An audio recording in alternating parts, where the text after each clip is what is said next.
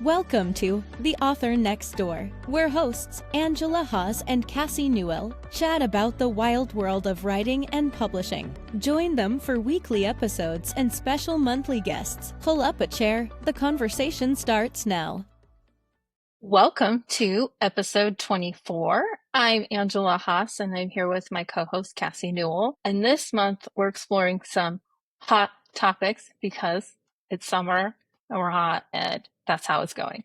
This episode, we're talking with special guests Jonathan Ricardo and Ashley Gatti, who are audiobook narrators, and they've narrated my audiobooks, and they're amazing, and I'm not biased at all.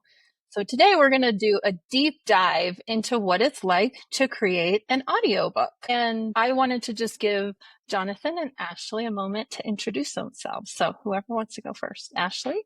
You want to just tell people a little bit about yourself? Sure. My name's Ashley Gatti. I live in Rhode Island. I've been narrating audiobooks for a little over 2 years now, and I think it's a lot of fun. I really enjoyed everything that I've done. I feel so lucky that I've been able to do this. So, yay. That's about it for me. Jonathan, what's a little bit about yourself? A little bit about me. So my name is Jonathan Ricardo. Born and raised in NYC. Actually, similar to Ashley, I've been narrating audiobooks for about 2 years, give or take. Yeah, it sounds about right, 2 years. I got into it. I got into voice acting before narrating. I kind of got into audiobooks accidentally, and I found that I love it. I think I echo a lot of what Ashley was saying.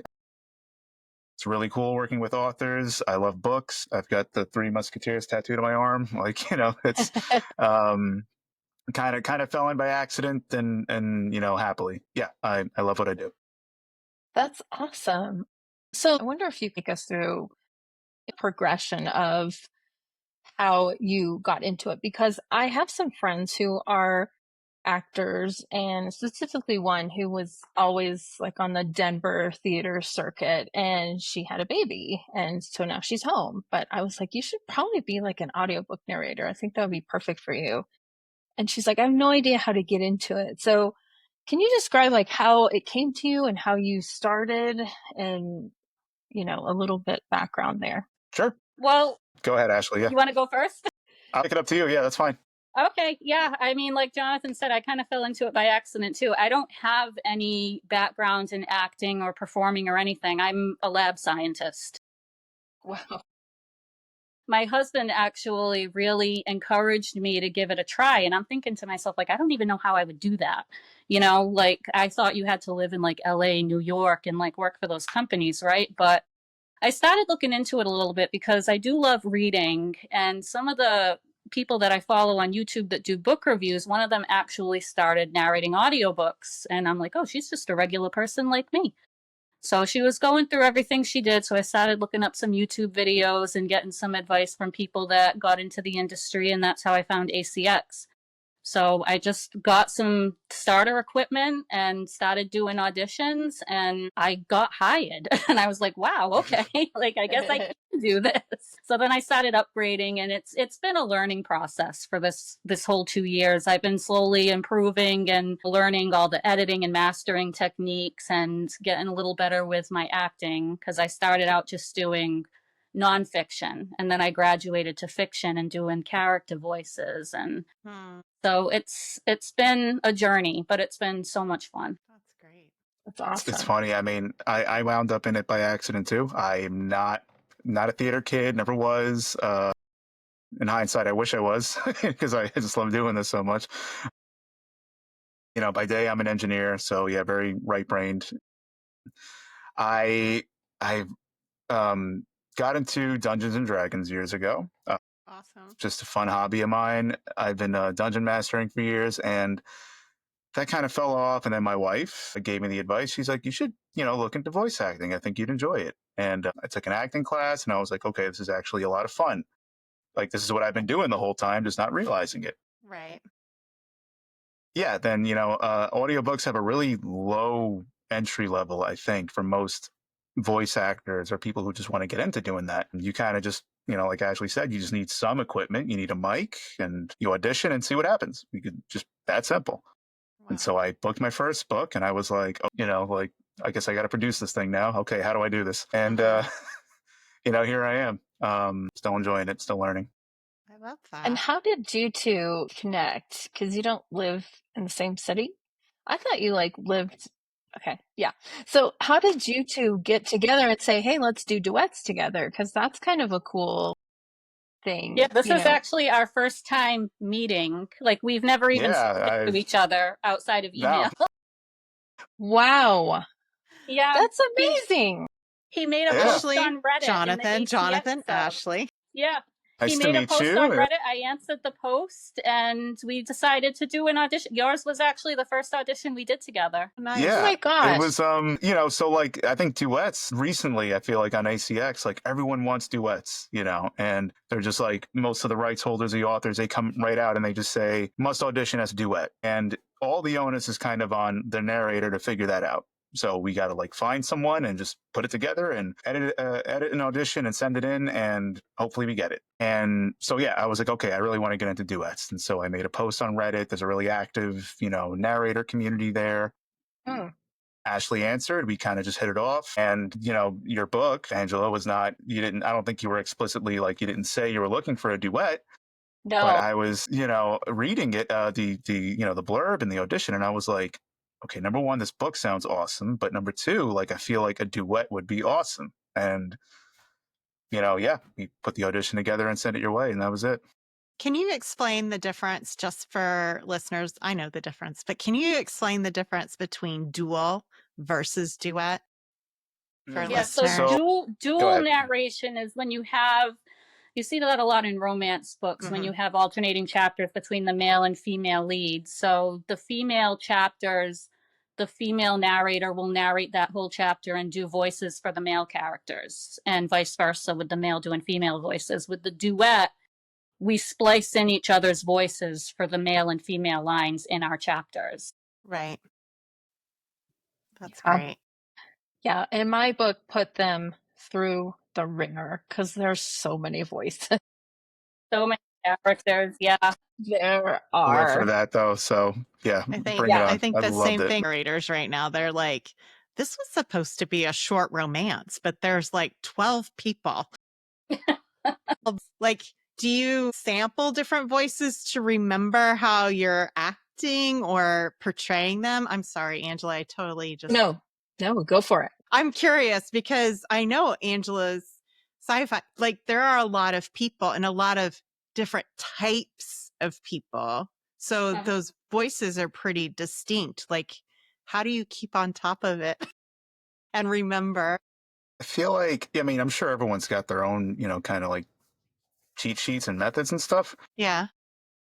You know, for me, I when I'm reading the book for the first time, I'm always just kind of listening to it in my head and imagining like, oh, Yeah. this person should sound like this, and you know, and so I'll make little notes, you know, Midwestern, rough voice, something, I don't know, and Right. then I end up just speaking in character all the time, which is really awkward if my wife just like hears me upstairs, you know.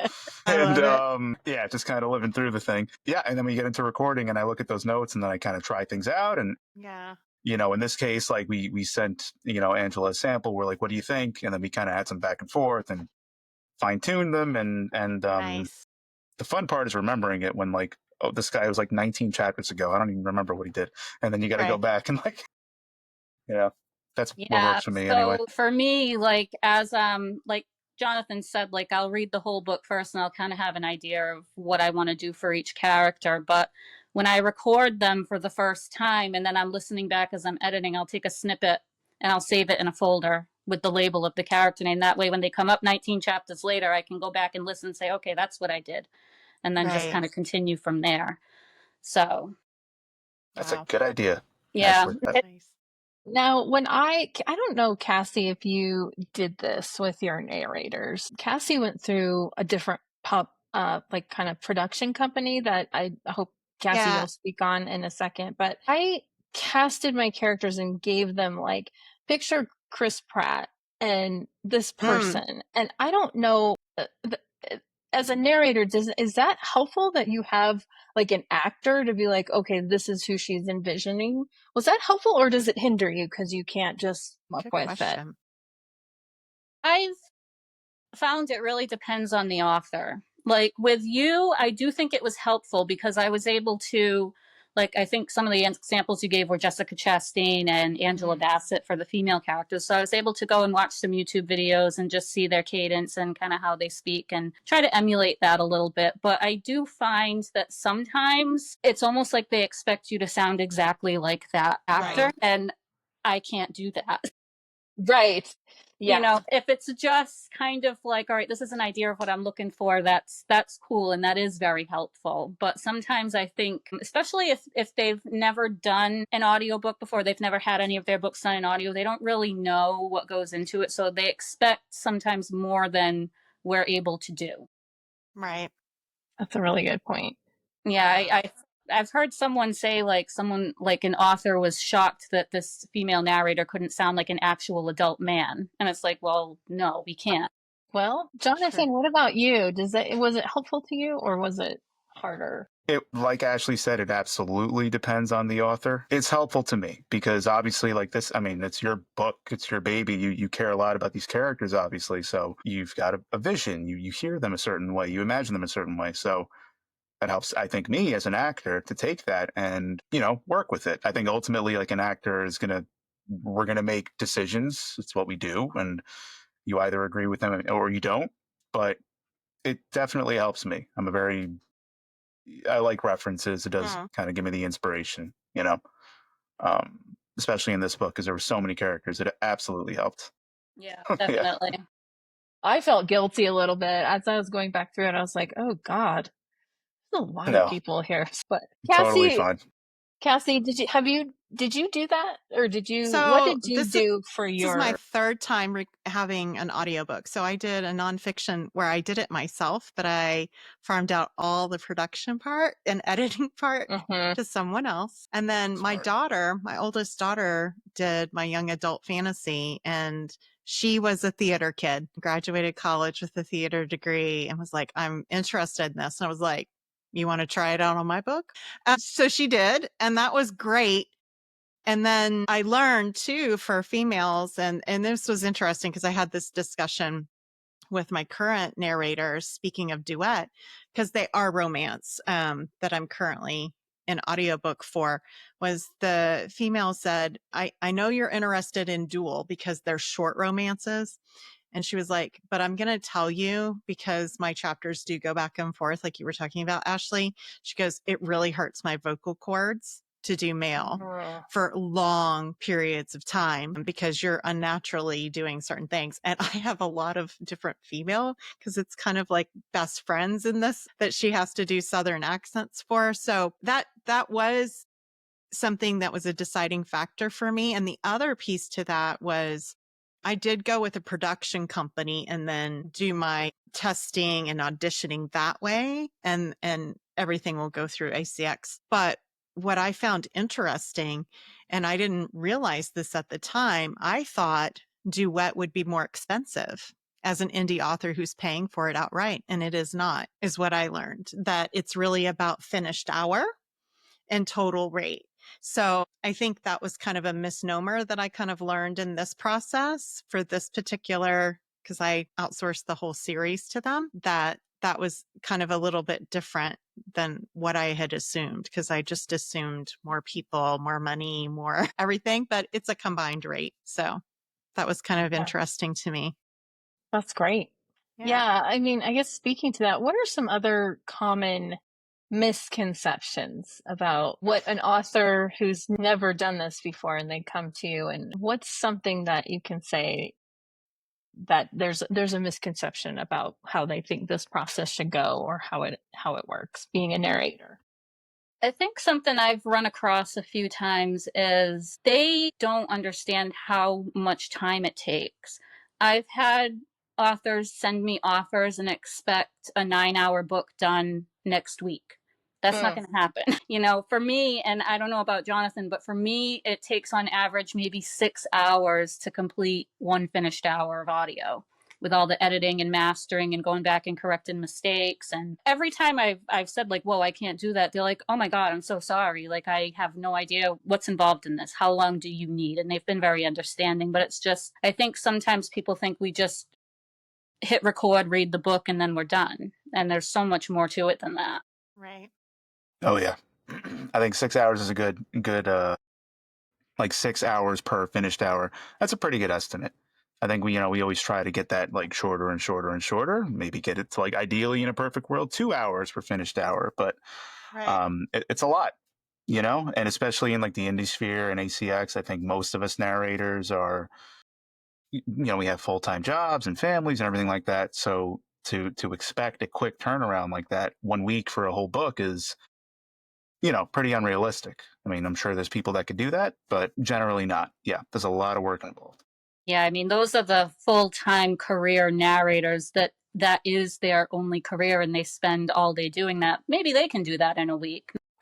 Most of us can't do that. Especially starting out, I think for most narrators, it's all on you. I'm the director, producer, the editor, everything. So fortunately now, like I have an editor, which is huge. Yeah. I can focus more on just, record, and then someone takes care of that. But in starting out, you're not. So that factors into that, how much time it takes to turn around a book. Yeah. Yeah. What's your favorite genre and most challenging genre to narrate? I can say my favorite genre is fantasy, for sure. Yeah. Go figure. But like I mentioned, Three Musketeers is my favorite book. I absolutely love that. I love the high stakes, swords and sorcery and all that good stuff. Second to that, sci-fi in the same realm. I just love these beyond our world stories. And the most challenging to narrate, I've done a lot of books narrating romance as with a female lead, and narrating most of the book as a female character, which can Wow. definitely be challenging. I can't even Yeah. imagine. Yeah, Wow. and they just keep coming. I'm like, okay, You got a it's skill fun. Don't set. get me wrong, but I guess. So if Yeah. you've done a duel, you've had to flirt with yourself. Like that might get awkward. I've had some. I kind of have to stop and just be like, all right, hold on. Like, I hope my son never listens to this book.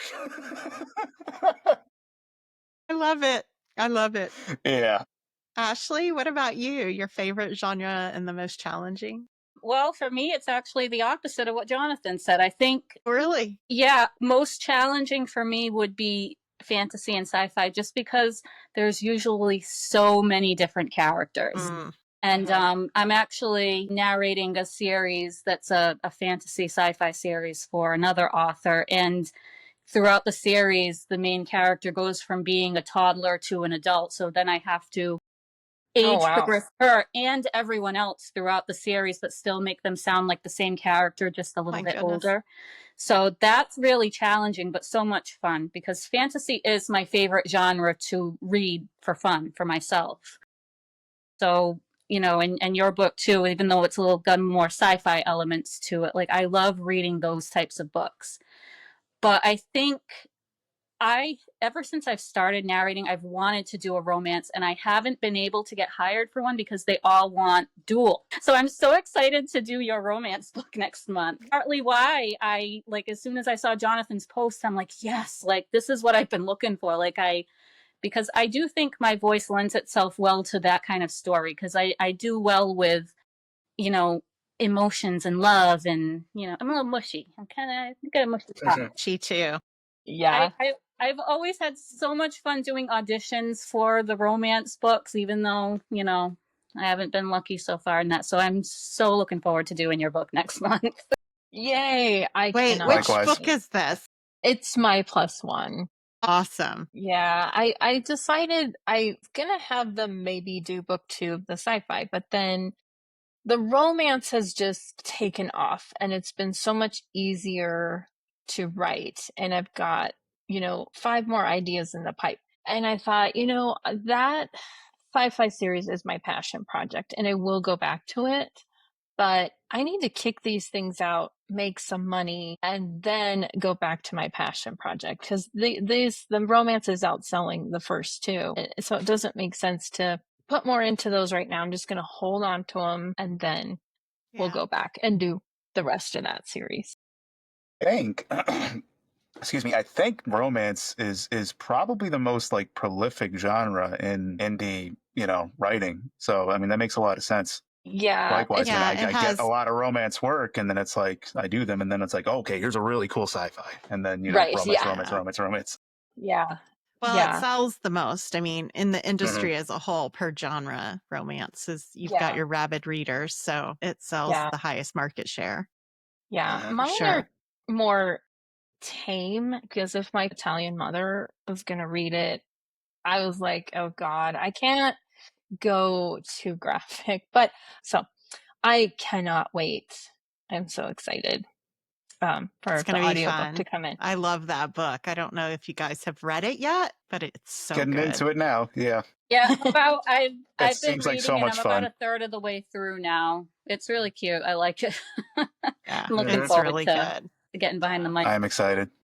Yeah. Yep. That's going to be fun. I can't wait for that audiobook. Yes. Me neither. Yes. That's going to be fun. So, what do you think the most surprising thing about working on a team is, or what have you learned along the way about each other? Hmm. Like I said, we don't really know each other. I That's a guess hard that's the question to thing. answer. So, well, then take us through the process. Like, if you're working on a book together and you don't, do you just kind of read your parts and then Jonathan reads his and then it kind of like come together? Or is there, That's what I was struggling with at first with this. So I'm like, should I just read his lines and then he can delete them out after? Or should I just. So I think for me, it's easier to stay in character if I just kind of read his lines so that I can go back and forth with myself. And then, so I don't make too much work for him. As I'm listening back, I'll just take them out and leave like a big spot so that his editor can kind of put his lines in there. So it is. I think it would be so cool to just be able to sit in a room with him and just do this back and forth. Mm, But with the Absolutely. locations, it's just not feasible. I mean, so it is Yeah, a I little mean, strange, but yeah. say I had no idea what I was getting into, but I just knew like, all right, duets is where it's at. I really want to do one, and we just it's what I typically do. I just jump in and then I'm like, okay, what do I do now? So, it was a lot of learning, like she said, you know, she read the whole lines and I would have to pull the lines out. So the first thing I did was get an editor because I was like, this is a lot. Hmm. So that was a good move. And it's weird. Yeah. Like, again, we don't know each other outside of the work, really. It would be awesome to just be in a studio together and like record. I think it's like we're acting together and we get to kind of play with each other's Right. voices, and like we've taken lines, like redone some things back and forth. I've like listened to her and then like kind of played it and then done my line right after just to kind of keep it natural like that. So, we do the best we can with technology we have. But yeah, it's gotten better as we work together, I think. And we have a pretty nice, nice rapport at this point. So, yeah. agreed. No, I couldn't tell that you weren't. I mean, it felt like you two were in the same studio. It felt like I was there and you were both just pinging off each other when I was listening. So, that's Cassie, awesome. It's good to hear. how do your narrators do it? Are they Okay. together, recording together or no?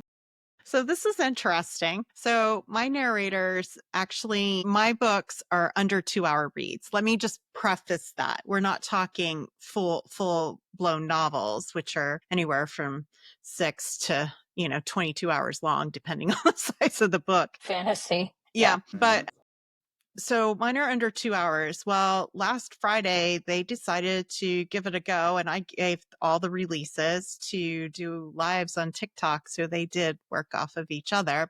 However, what's interesting is they have their own, booths, right? So they've got the recording going. But when one is recording, one is muting the other person. So they're not hearing them necessarily, or they have them in their ears and they're not really paying attention to the lives. But what killed me was, because I didn't get to see it till the end, which of course on the spicy things, they mute, which seems like an awful long mute as we're watching them talk.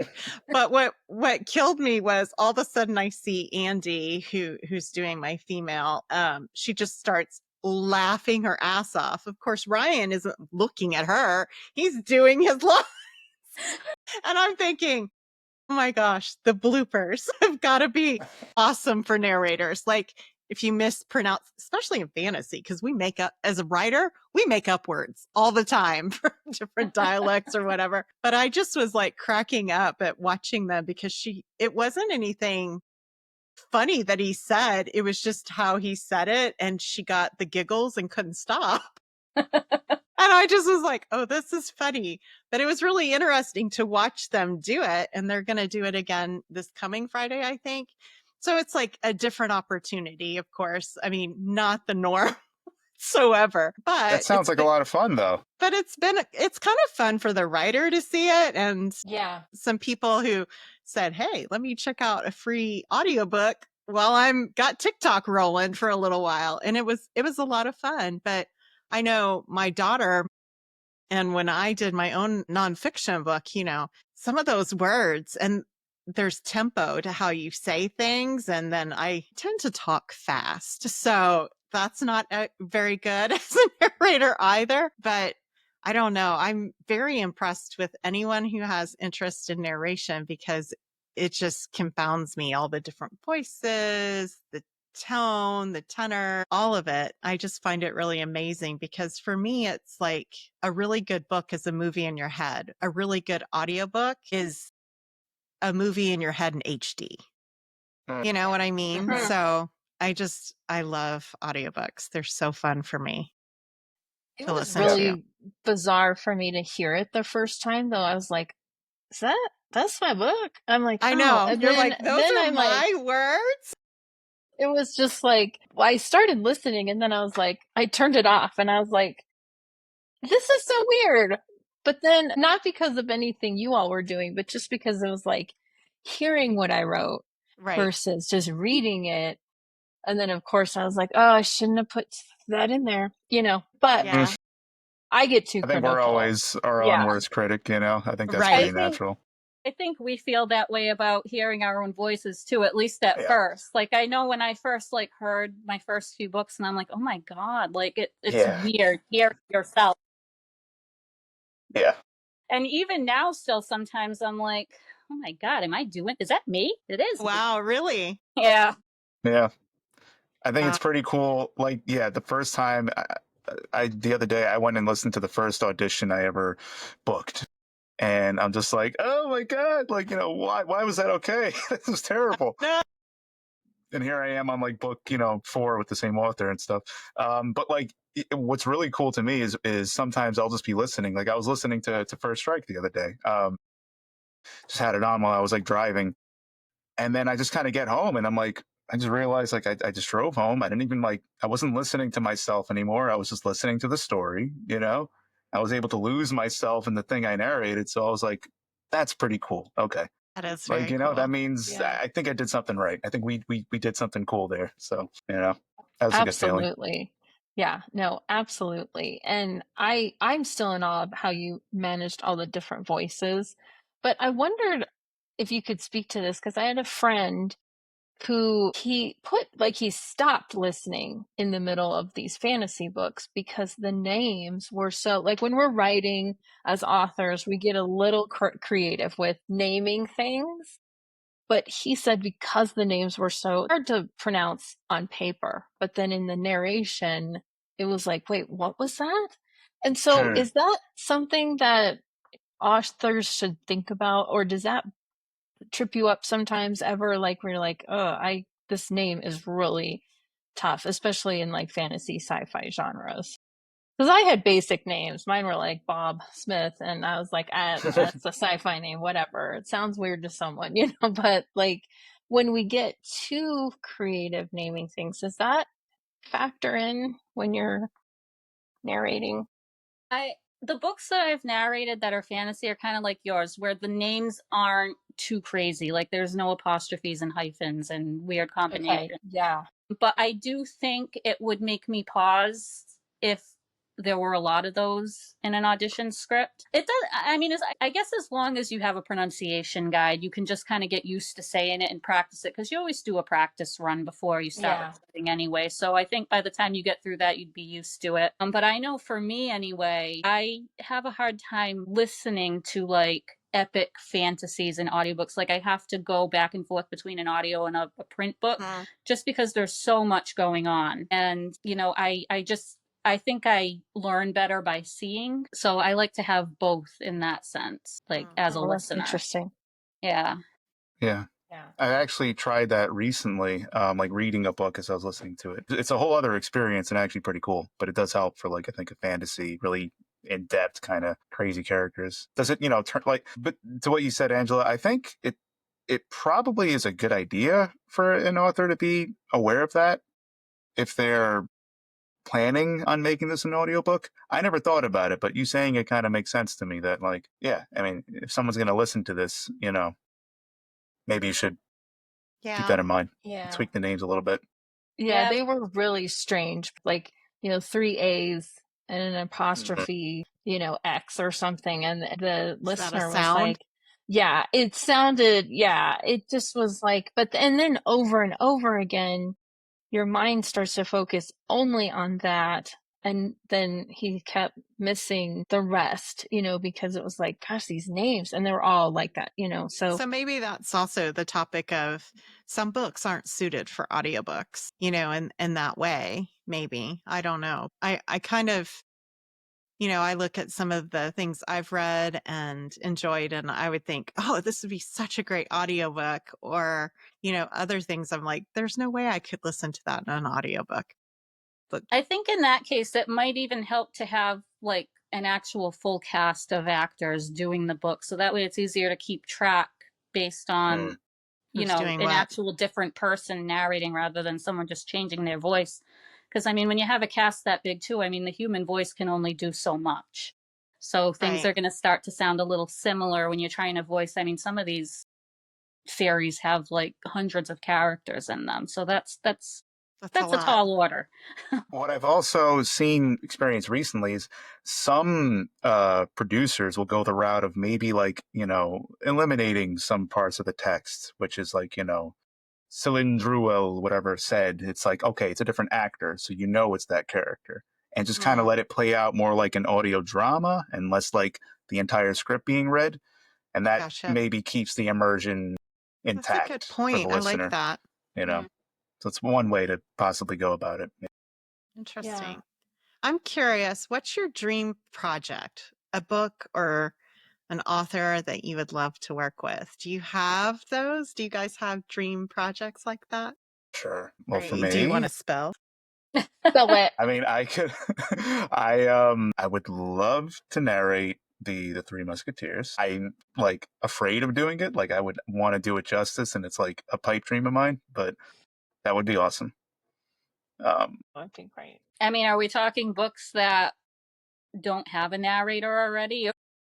Just your dream book, your dream project. They may not. I don't know. I mean, I don't know. Like I said, I really want to narrate romances, but like, my favorite series are like A Song of Ice and Fire, Harry Potter. Those have famous narrators doing those already. I'm never going to do it, but I know when I was practicing, I would pick up my Harry Potter books and just like read a chapter, narrate it. And I love that. So like, I would love to do something along those lines, but obviously that's not going to happen. But, stuff like that. I was thinking about narrating Beowulf because it's like free domain and whatever. And then I picked it up. I'm like, nope. That would be a challenging one. It would be. A little bit, yeah. There is a trend though. We were at the 20 books to 50K. I'm going to ask you a different question too. But there's production companies that are making it more like a radio show where they have sound effects and like a soundtrack. And like, I also polled some audiobook listeners and they're like, we don't like this at all because it's too distracting. And all the sound effects we're trying to keep up with. Have you seen things go that way? Or is it still just straight narrating that seems to be what people are liking. Yeah, straighten it. I know personally, if I heard a bunch of sound effects in an audiobook, I probably would turn it off. And every discussion that I've seen on this, because like some newer narrators will ask, like, oh, this author wants me to add sound effects, and everybody discourages it. They're like, you really, listeners don't like it. And I agree, it is distracting. Like you said, I make a movie in my head and I don't need help with that per se. Right. So Yeah. I think it's too much, and that I think that should be its own separate thing. If you want to listen to a full audio drama like that, I'm sure there's a place for it. But Yeah, exactly that. I think it's like you got to look at it as two separate things. Most audiobook fans, they want an audiobook. They love the theater of the mind, and that's what you got to deliver. Yeah, adding sound effects and music, that's cool, but it really is its own thing, and it has an audience. You know, there's production companies that only produce those types of audiobooks, but they are its own thing. Yeah. You know, if that's what that's what the author wants, then okay. I personally would say like, okay, let's do it. But it depends on the direction they want to go, you know? Right. Would you ever go off on your own, like not through ACX where you just kind of make your own company? I just wondered what your future plans are for like growing what you're doing. Me personally, I actually recently started a company. It's like in its infancy, but you know, Blue Jay Audio Works, and it's the vision I have for it is pretty much like you said. My job's to bring your vision to life. Do you want a cast? Do you want music, sounds, whatever? You know, that's my job to do, and would be separate from ACX, what have you. That's my end goal, just to be able to produce dramas, audiobooks. That's where I'm going with this. But primarily, ACX is just a very nice and easy way to just authors can connect with us directly and book us. So probably the best way to book us. That's great. Yeah, I mean, for me, it would be awesome to be able to do this full time, but realistically, I know that we can't afford for me to quit my day job. I mean, like I said, I just feel so lucky that I'm able to do this at all. So I'm going to keep doing it as a part-time gig and a hobby, and, you know, for as long as I'm able to, you know, and yeah, I just, like I said, I don't know, maybe if I had learned about this 25 years ago and went to school for it and actually like had a background in it, it'd be more feasible. But you know, to start at 40 years old and say like I'm, you know, going to quit my job now and do this full time, maybe I just don't have the courage to do something like that. Yeah. We understand. We both have our day jobs too. Like writers aren't usually full time, you know, either. I think the majority of us aren't, right? So totally get it. Yeah. I was producing my first audiobook when my wife was pregnant with our son. So I was just like, oh God, okay, I got 9 months, hopefully. Like, go. And then after that, I'm lucky enough to still be doing it, you know. I decided to not sleep. I'm not sleeping anyway. So right, of course. There you go. Yeah. Let it work for you. Yep. I just picture we wouldn't be doing it if we didn't love it, you know. Yeah. I just picture you at your day jobs like slipping into other voices, and I think that makes me laugh. Does that ever happen where you're just like, I have done it at my desk because, like, if I have a slow day, like, I'll pull up a script for a book I'm prepping for, and I'll just start, like, not loudly, but, like, you know, kind of like under my breath, like, reading it and doing different voices. And I'm looking around, I'm like, That's the best. Flipping into a southern accent all of a sudden. Yeah, that, and like for me, everyone loves that I could do impressions of like everyone we work with. You know, they're like, "How are you so good?" My gosh, at that? Awesome. Like, and now I'll be going. My boss what? is this, you know, my boss is this big, you know, just like scary dude, and I could just walk around and be like, "Yeah, the other day he was like, John, I need you to whoa, whoa," and then people just start like laughing, and it's like, and then they become that's like a party trick. They do. I channel everyone. If I've met you, you're somewhere in a book. That's amazing. That's amazing. Although I have to laugh because one of my characters, I was like, picture Ron Swanson. And I loved the first take of it, but I was like, just dial it back a skosh, because he really went full Ron Swanson. Like, I was like, wow, you really could do that. But I was like, maybe just Ron Swanson's cousin, just a little, you know. I love it. I think like some of the best advice I've gotten from my acting coach was like, just go. It's always easier to dial it back than it is to pick it up. Just go huge, you know? So Right. yeah, Yeah. Ron Swanson times a million, and then I could make it like, you know, Ron Swanson. Yeah. It was perfect. Great. Well, this has been so much fun, and I think really helpful for, unless there's any last thing for authors, you know, who have never done this before, is there just another tip that they can use that would be helpful for them that you can think of, if, you know, just something you wish people would know? For me personally, just the day and age we're at, hire humans, hire human narrators. Absolutely. You know? Yeah. It's, Yeah. what we do is, you know, there is a clear difference. You know, we Yes. are breathing life into these stories, and we absolutely love to do it, and we love to work with authors who put in the time to write these stories. You know, this is art should stay with humans. It's yeah, hire humans. That's what I would say. Yeah, agreed.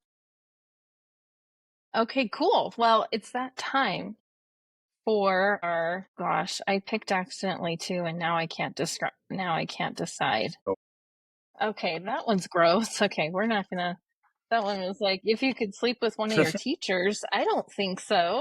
No, I did promise this High wasn't school or like Cards college? Against. Where did that come from? This is supposed to be. Okay, how about this one? What habit would you like to break? Like as far as narration goes, or just in general? Just in general. This is a general you habit that you have that you'd love to stop doing. I tend to fixate on things. So like when I start liking something, I can't stop doing it, even if it's not good for me. Like I smoked cigarettes for 20 years. I quit that, started vaping. I'd like to stop doing that eventually. That'd be good. Right. Yeah. Yeah. Maybe stop drinking more water instead of Diet Coke. Yeah. Yeah. Mm. I crack my knuckles. And I think it's a nervous, like, tick almost. But I wish I could, you know, sometimes my husband will watch a movie and he just looks over like, do you mind? Sounds like bubble wrap over there. And I'm like, I'm sorry. I just, like, if I start thinking, I just start, like, cracking my knuckles. And it's just it feels like it helps, but it doesn't. That's my one habit I wish I could stop. Yeah. Mm. Yeah. I mean, I do a lot of things that annoy my wife. I'm trying to think of, like, you know, if I had to pick one of them, I don't know. I got a bad habit of like hyper fixating on things, like Ashley said, but like, I don't know, just taking something and then like having to like just be the best at it. Not that I'm the best at anything, but like I'm just like, you know, okay. Yeah, Like I lots of started competition, swimming, yeah. and I'm like, okay, I need like Speedos, and I need like the right goggles, and you know, All the things. all this stuff, and like, you know, I it's love like it. just swim, stop. Yeah, just enjoy. I get that. Enjoy Yeah. something, you know? Yeah. Right. Think of anything. I do know that my daughter gets irritated so there is something I do, but I don't necessarily want to break it. But I am a gum smacker when I'm editing, and I chew gum when I edit because it keeps me in tempo and it doesn't allow me to stay too long on things, so I can go quickly and efficiently. So I tend to do that. But if I know people are around me, I will not smack my gum. So I guess I broke that habit. So I don't know. I'm not a huge gum chewer. It's just on certain occasions. So I don't know. I don't have any really fabulous habits I can think of that I want to break at the moment. I'm like, I like my habits. Good Gosh, for you. Cassie. Yeah. I mean, I guess I kind of like my habits too. Who am I kidding? Yeah. Yeah. Yeah, You know, exactly. own them. Yeah. Own them. Well, thank you for joining us today. And listeners, don't forget to give us a review, rating wherever you listen to the podcast. It really helps us with visibility. Next week, we're going to discuss what it takes to run a podcast, since it's going to be our 25th episode. Woo! Yeah, let's clap for that, everyone. Congratulations. That's awesome. Until next time, keep writing, keep doing, and we'll see ya. Bye. Ciao, ciao. Bye. Thanks for joining today's episode of The Author Next Door. Be sure to like, follow, and tell us your thoughts of this week's episode. Angela and Cassie would love to hear from you.